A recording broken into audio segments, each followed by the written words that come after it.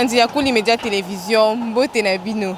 Lelo ngayo na ye lisusu kaka na cadre ya micro international, mais lelo eza émission moko spécial bar na ville ya Kinshasa, spécial boîte de nuit, nyonso o eza bar, lounge bar, lelo eza juste pour na yango, eza poto lobela yango.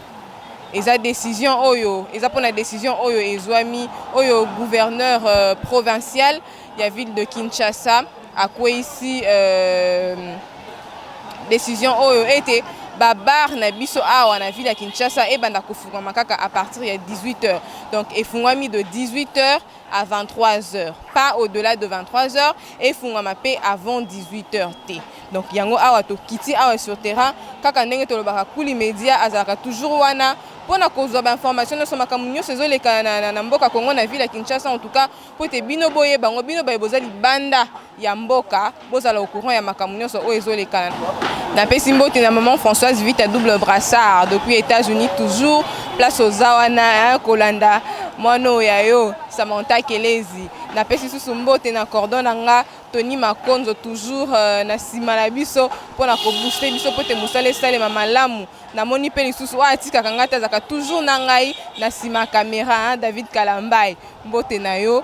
En tout cas naza awa ndenge bozo remarquer Kuli Media Télévision o eza bar moko ya mboka naza na commune na Bandalungwa na ye kokutana na bato basalaka na ba bar oyo bameka koloba na biso bayambi décision wana ndenge nini nanu pe babandi ko appliquer yango te jusque là. Est-ce que échanger rythme na bango ya koteka échanger en fait échanger nini bon tokokutana na bango kaka tokoswana na bango toyeba ndenge nini naza awa deja na moko ya bango ya salaka na baro eza na sima na ngai. Papa mbote. Mbote mama. Kombo nani? Kombo nanga Jirens Mangendi. Papa Jirens okokota la caméra o eza Kuli Media Télévision baolanda kaka na mboka oyo ya yote mais baolanda pe libanda mboka ba internet nyonso na ba mboka mikili bazolanda o. Papa Jirens décision oyo ezwami na gouvernorat pour na décision oyo ya kofungola ba bar avant 18h t. Donc bo bando fungola kaka na 18h et puis bokangaka na 23h et ka 23h t. Décision wana esali bino ndenge nini bino bato botekaka na ba bar? Bon na liboso tant que message wana esalaki biso mwa pasi mais tomoni ke eza ndenge na bango donc eza mbala liboso te balobela biso yango. Auparavant bayaki babuki biso non terrasse vraiment avant pas avant 18h mais au-delà 18h soit 18h matin te likolo to megaki moi ko exécuter yango totali donc esimbi kaka te. Donc tomoni ke toza na ba faillite ebele mpona ko exécuter makambo moko balobi wana botia boye botanda bakiti bo basoda baye babuki bakiti bakangi bakiti basingi bakei tonto koma kuna olandi bakiti komilika mambongo non bo fongola 17h boya boye to mona ezo donc e correspondre te na air na bo batie na biso koto yango décision wana o bazui wana donc eza mabe makasi ba meka pas même kutu ko global makama décision wana donc biso na ba terrasse et pour voter bien ezalaka bo fongoli na batongo bosé ba misala ti ba 10h bokomo hotel ko wana bien ba 18h wana o bazoloba wana ekotika ko simba te po bango babokolaka mutu te balesaka mutu te mboka bino mo bomo na mboka ndenge ezaleli moi ba misala mike onde yango ezosunga libota ezotangisa biso ezotangisa ba foyer na biso donc ni tete comme ça makambo alobi donc to sepe na tata muke donc esukilaka bango mokuna bango moko bana na bango baza bien makambo bonjo sila na bango na bango biso misala ezalaka te to bika na baba donc nde na bona tangaka donc papa zate mama zate ngamo na zate tatanga moko mama donc bar ndem te lesa nga bar ndem te tangsa nga classe ni tete bar so ba te bar fo ma 18h to zambongo air ni yo monta la terrasse. Papa Jirens donc bolingo le banana ke na moi botekaka plus que na pourquoi na moi totekaka te na moi totekaka te totekaka moi hein plutôt na moi to tekaka moi mingi par rapport ya butu wana o balobi wana. Donc nous sommes na boye ti to comme bangonga na bon ba tia na batu ba komi ko taka elango muto a préféré na moi moi o aya meli mo eloko na ya simjela kei so yeti o tela mutu 18h ba no teka ti 23h yebisa ngai et poto teka nini to ko bika na nini yo lobi que na moi boteka ke belé koleka na butu siko so balobi ba meka ko revoir ba tia ke boteka na moi na poka bokangi ah wana e simbara te donc pour na yo il faut ka bo ezalaka toute la journée ezalaka toute la journée banda 12h biso fola à 12h ba 12h ti to na rolala ndia wana to teka poso ba tamoni ke photo futa loyer soki o teka bien te ndako ba to futa ondeni espacio yebisanga ba travailler to sala to futa mandenge nini. Voilà un peu donc bozolanda réaction naé par rapport à la décision oyo mais question na mususu ezali par rapport à na habité butu bino bobi que na butu ezaka pe bien et tout mais dans nazo ba butu wana eza après minuit hein de 23h tikuna po eza ba bar mususu pe ezalaka partir ba heure wana nde bat ba komo ye ebele mais ba konti ba pekisi yango po na nini ba pesi raison était na butu wana mo ba tapage ezaka mwa mingi eza pe kana cadre ya kin bopeto ndenge ezaka na butu wana ba tapage ebele ezo bebisa pe ville bokolo banini par rapport nango est-ce que balobi ya solo eza lokuta ba makelele wana butu wana batu balali tout ça mama wana eza makamba lokuta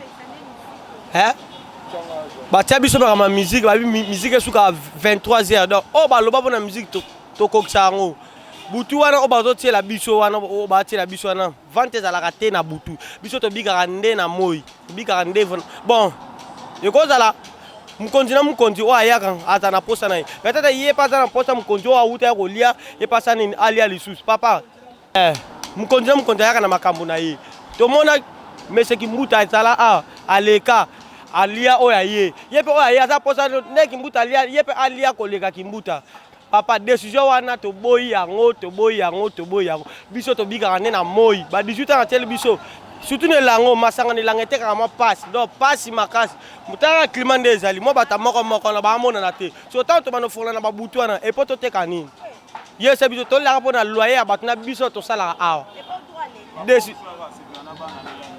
décision wana bazwi yango te. Ok, merci papa mbote kombo na onani papa Chiko Mobutu. Ok papa Mobutu pona yo kokoloba liloba nini pona décision oyo ekweyisami na mboka na biso pona ntina ya baba pona ngai oyo namoni ya mabe premier ministre obatie bino toyebi ke babata changement boye pona changement eloko ministre oyo nakoloba mot clé na ngai eza ba régime oyo eti kokende ekei na makambo nango batikaki yango batiki bino nde mpo boregrete biso toregrete bango donc ekofongola terrasse na 18h boyebisanga biso tokolesa babota ndenge nini tokotanga ndenge nini chaque bato baza na culture na bango biso na Congo tozala ndenge Mobutu atikela biso ndenge Kasavu atikela biso tobuleke bino koza bata changement pour changer biso mais besoin pour remonter sous peuple congolais passe président de la République bobi le peuple d'abord peuple yango non to sele biso misala to débrouiller non o soko sali que monke to moko zo amike ebele o to sala ngo to sala ngo po misala ezate yango to sala samarambo na lobi bo ministre yoza ministre na biso to linga to regretter ba régime ya o ba yuko bebisa biso mboka to linga to régime ba gouvernement yuko boma mboka na biso to lingi bino nde bo changement pour peuple congolais lia ti lelo na kati ya Kinshasa kino déclaraka pourquoi te kino pe roza liberté pa na bino kino pe roza bino a se retrouver pour na bino biloko kino zo sala bino va empêcher biso na nini de terrasse eza Mobutu atika ngo bandaka lelo bo benga na biso ko mafongola 18h yebisanga ndako ba trop futa ngo ndenge nini banda ko trop lesa ngo ndenge nini bana ba otanga ndenge nini tandis que école to futaka toza bo pesa biso te ke bana batanga ko fele bo pesa biso te ke bana basala ni de nyoso wana tozo meka bobunda na ngonde eya po biso to kata ko sa biloko elo na sengi na gouverneur de la ville yozala ozali gouverneur de la ville o ya changement ozali roi Kimbuta te asali 12 ans na poste ya gouverneur asali ya malonga te yo luko sala ya malonga ko solo na population na nde kozala bien kolanda te ke oni te mazolinga nde bakweyisa bino binoto broko ya bamona ko bato de regretter ba taki ya Mobutu ndando ba bango dans les santé ba ta changement o biso ligi changement population bandal to telem to bi que décision na longo lango comme matin mamba poto yo na on akata Kinshasa mamba poto suka na poto biso ba kinois toza na besoin to vivre na mboka na biso na sengo nyonso o to sala un péché ne l'autre côté soki to sala boy po to zangi misala so misala ezali to sala ngote donc on a gouverner la ville yango décision na ba longo na ba tsa mpanzi biso toza ba kinois to na besoin to vivre na liberté pe to vivre na démocratie na mboka na biso moko et que yo makambu yo soki outi na poto so mona na poto yo oza bien parce que oza ministre bongo ngai petit peuple na lobani musala na ngai yango nazong sako ko bunza ba na ku après yo o le kana TV kango tinga ba prison potinga 2 mois 3 mois na bimisu na ko boma susu tika ngande na zala nga jeune boy na débrouiller moi muke na nga après wana oyo soko bongiseli nga mboka nde na bongisa mboka nga na ko changer cop na ko sala oyo lingi mais siko mukela biso nde makam tika bango ba kende na makam na bango ba tika ma monter na table oyo bino bokuti bokuti po ba boma bino bokuti te po bolinto linga bino tant to ko tsilika ba mona ba regretter Kabila de kendaki et on a Félix Tshilombo ndaza président de la République papa le peuple d'abord au biso do lingi biso do lingi to vivre na liberté pa na binamboka na biso moko terrasse tika isala Mobutu tika ngo bongo nde lelo nde yo na tour na nde ba combattre te to lingi te maman. Merci papa. On est en train de voir donc le mécontentement peuple congolais basé à Kosepelate. La parité aussi oblige. Maman bonjour. Bonjour maman journaliste. Comment on Lorraine Pombolingi? Maman Lorraine. Pourquoi le bani pour la tina likambo? Bon pour nanga na part nanga na loba. Au moni oba osalo. Au moins na terrasse. Toi na ba licencié ba na terrasse. Et licencié à cause na terrasse. Toi na ba gradué ba osa na terrasse. Toi na ba diplômé. Cela veut dire que musala exact. Au moni biloko bo loba. Donc ba droit na bino obo pesa. Poto to sango bolongola na droit DG. So bolongoli droit ya ba leta ba droit ya mikie wana to konzima mais tant que droit na bino ya leta za po droit na bino ebimaka a botike biso to teka de 18h à 22h to teka 4h du temps mbongo ni to so na 4h du temps po to pesa bino leta boyo tellement na papier so to futite une année 2 ans boko ya awa boko tia matata bo yela biso ba soda dans ce cas papa botike la biso parce que terrasse to banda kopteka toto sa 16h toto sa de 16h ti ba kilia ba aussi la to kangi papa oye na loi na yo tonzimi nyonso koloba tonzimi mais pona ba kopi mususu ke ba terrasse papa esimba te donc eko simba te ponde zawana to bika kaka awa to lesa ba famille awa bana batanga kaka awa bozana musala moko te obino bopesa biso misana bino ezala kaka bana na bino po boza ba parapluie na bango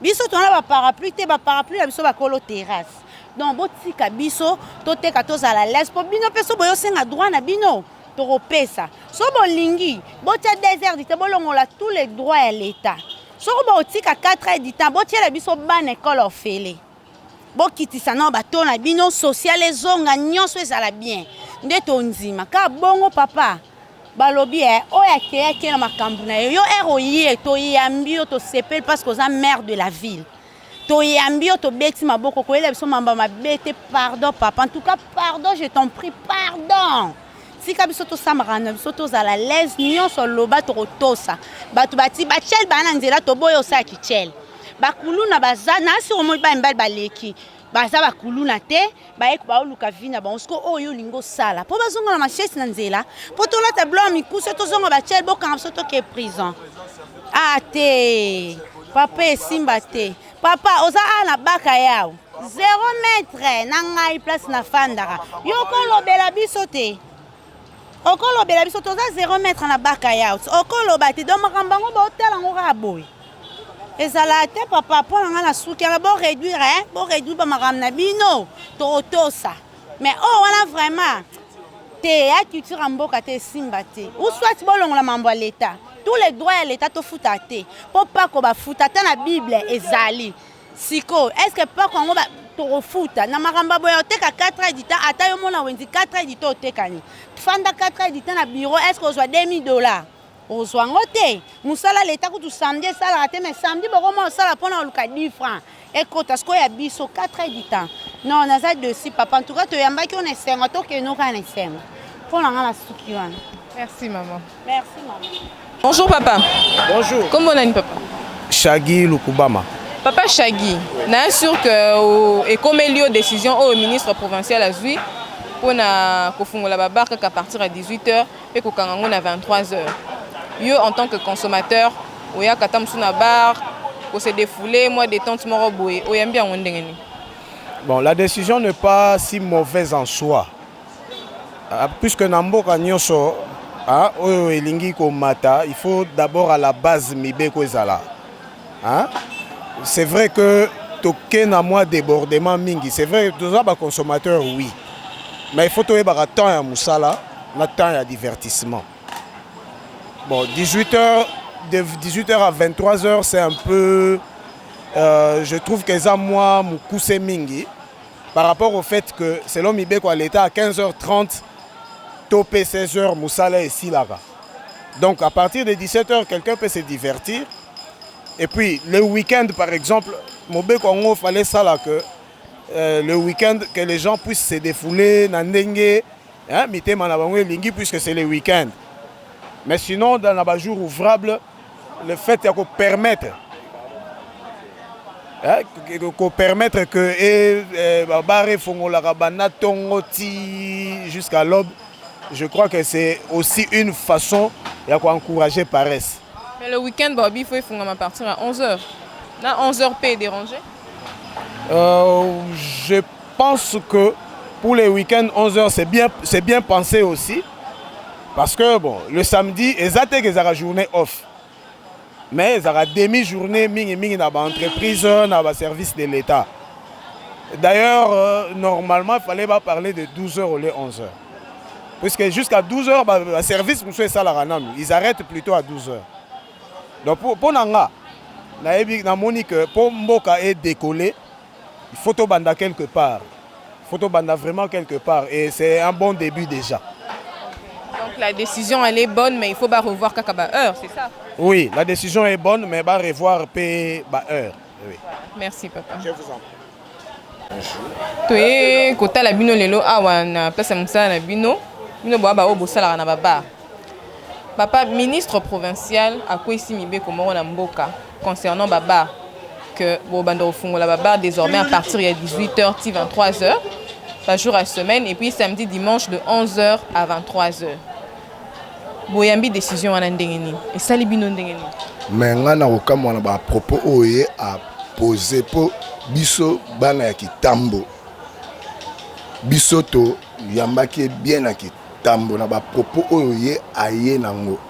Est-ce que vraiment toko ndima po biso to lingaki mingi. Skoye a comme ministre provincial.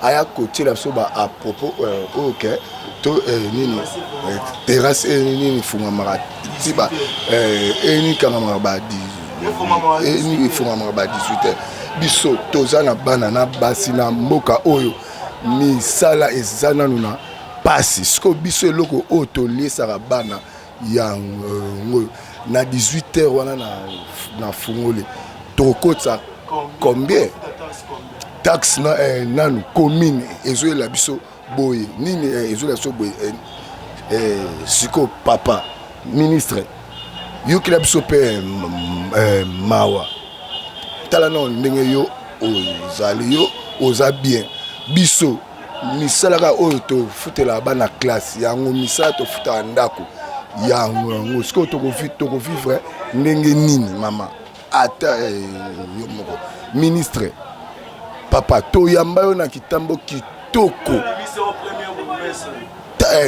talaka yo première bourgmestre maya kitambo mais papa ce komi konyoko la biso boye na ba propos onuche papa pété vraiment et na likolo oni changer ba décision sikoyo papa pété et mati papa au balu qu'elle nous subit biso population papa biso tolinga ko mingi mais papa talas ko mamoko sala biso atalmo yo oza papa ya bana oza na bana oza na famille biso pe toza pe na bana toza pe na ba famille sikoyo tala to vivre ndenge nini na ba décision oyo ozwi.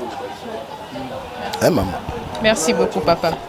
Voilà, vous comprenez donc, hein, vous qui nous suivez de partout, vous comprenez que mitema ya bana Congo, ya bana Kinshasa, eza ya kozoka. Mitema ya ba o nyonso basalaka na ba bar balukaka moi 1 franc na bango moi lipa moi minerva la bana mitema eza ya kozoka pasi eza na motema po soki kaka babandi ko appliquer mibeko wana bango bakoka susu ko vivre bien te bakoka susu ko vivre bien te bakoka kolia malamu te po ndenge bazoloba eza kaka musala moko oyo esungaka bango ndenge balobaka musala eza tata pe mama musala oyo eza pe tata na bango eza pe mama na bango.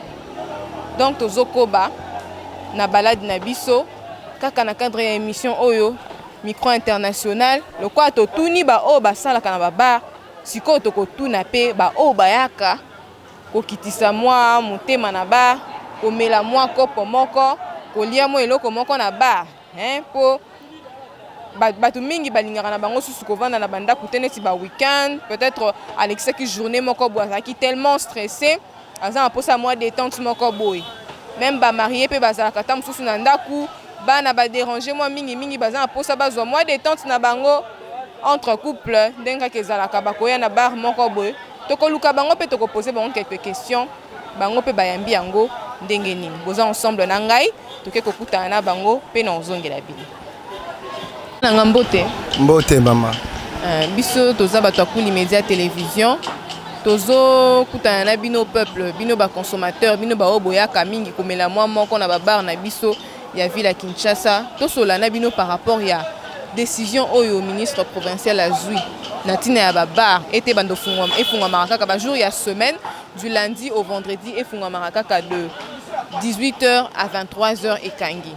Ba week-end, ba samedi, dimanche et fungama kaka de 11h à 23h. En tant que consommateur, oyambi yango ndenge nini? Et sali ndenge nini décision wana? Bon, décision wana ekoye koza malamu meza pena malamu mingi presque za mabe. Ndenge toza boye et arrive à kozo sala. Pause et dans la 12h. Na 12h on attend tozara pause et permettra biso ya okene moi place moko boye. Pendant quelques heures, pendant quelques minutes, on va payer Sarabiso. Au gros, on va le ya malili pour quitter nous monter ma pour travailler sous malam. Ce que tant il y a eu, ba décision on a raisonné ni. Bon, mutu akoye ko zala musala les aussi la 16h. Ako ya place moko wende musala sur la 16h 15h. Abimi na musala ko zo moi le malili et salé moi bien poison na ndako. Ce que 18h on attend tozonga ba 23h pour ba kulu na ba ni atabiso. Baboma biso nde ya osepela eza vraiment malamu te atika na makambo wana alandela salité za na mboka balandela social bana Congo balia bien batonda makambo ba bar etala ete ye déjà vana na bar 18h ou bien ye pas à mo ba 12h bon ce bolobi ke baboma ba bar banda 18h bon au restaurant c'est que restaurant peut bato bandola 18h atika na makambo wana arvanda à réfléchir bien alandela tika bato basala musala na baona bar ndenge zalaka. Parce que tout ça, il y a de 12 à 13 accueillis. Et là, il y a des ambianceurs, des soulars, de 18h à 23h. Mais bateau salaka, atika bango bavanda bamela na bango à l'aise. 18h on est là air ya kopé sa ban éducation na ndako tala bana bazandenge ni bavandi ndenge ni. Pour la makamba ba atika na lande la social, ala longo la bafulu ba salité to komba. Ndemsa ko sala ngelo na lobele yangwana. Apekisi yango yokanga papa. Apekisi yango alobi na poko wana na butu ndenge oti koloba ba ambianceur balalaka na ba bar. Justement azui décision wana pona ba tapage sala na ba butu. Ba makelele wana ta musu batu balali batu na ba bar ba osa makelele yango ye alobi efunga ma 18h et kangama 23h. OK. Merci. Ba tapage omoni mutu ceux qui déjà mêlés et même na kolangwa c'est pour cela et ya ka ko apprendre bango ba kendo sala musala ba tapage wana c'est pour cela na ba oyo baza ba responsable parce que un responsable akoye ko vandara na bar de 18h à 23h un responsable aza muto ya vandara na bar de 15 peut-être à 17h zonga na ndako po ba kota la bande soki alobi ke batu batapage nourriture wana eza bien bakoki kosalela yango te bongo baeglise mpe ezalaka na batapage nourriture esi balandeli bango bato bazosala mabe na kati ya mboka kotia batapage nourriture eza bachaine oyo batiaka mingi na baeglise wana ba 12h ba 13h bato balali te même 6h ya pamba abanda na église mpona bato bamelaka atika bango bamelaka 15h 18h 19h peut-être bato bazo soki alobi ke bar ekangamaka 20h là nous pouvons accepter po kimia eza na mboka mais mpona makambo ya 18h wana ebanda atika yango ebandaka po toyebi bar restaurant ebandaka eloko ezobanda na 7h po moto aza na ta nyonso amela alongola badetresse tozoya a mpo na ambiance te tozoya mpo na kolongola badetresse ya basi bazofingaka biso mitu minene ye asala propriété ya mboka atika makambo wana mama janchilingo bila tika makambo banda na environnement bato bakombola chintoko makambo ezala ndenge chimbuta asalaki balandelaki basalite propriété ya mboka mpona babar tika biso tumela kende otanga na mokanda ya Pison Messin 4:15 bapermettre moto amela alia Deutéronome 14:26 tika tosala mosala papa yo pesala ya yo merci. Merci papa.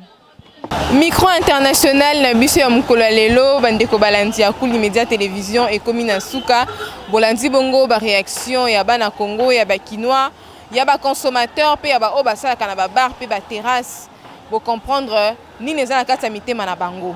Alors, ngana pesi bino merci. Na ndenge bozo continuer ko s'abonner na chaîne na biso o ya Kuli Media Télévision, KM Télévision, chaîne ya maman na biso, maman Boboto, maman Motema Monene, maman Françoise Vita. Na pesi pe sous merci. Na bino nyonso bozo continuer ko partager ba émission, bozo continuer ko étendre chaîne oyo po ekomelo komoko monene tala kaka Kuli Media Télévision, ba journaliste bien Batunyo soya bien, et ça a plaisir à trop. Nazo pesa sous boye, nazo lancer invitation sous naba. Oh nyonso balandi biso pour la première fois. Ba aimer page oyo, ba aimer page oyo. Tout ça na page na biso Facebook. Bo kotika na Facebook, bo komi Kuli Media Télévision, bo aimer pe bo partager. Donc continuez à vous abonner. Grand merci na ba oh nyonso bazona na biso na mokili mobimba na Afrique na Europe na Amérique na Océanie en tout cas na ba continent nyonso na pesi bino mbote pe na bo sanité lisusu ko pesa mbote na Mandoi elle c'est Mandoi Samantha Mbondi Nodie la femme de son homme na pesi en tout cas ba mbote à trop depuis Sikozo Landanga. D'ici là portez-vous bien, on se retrouve très prochainement pour un autre numéro. Bye bye.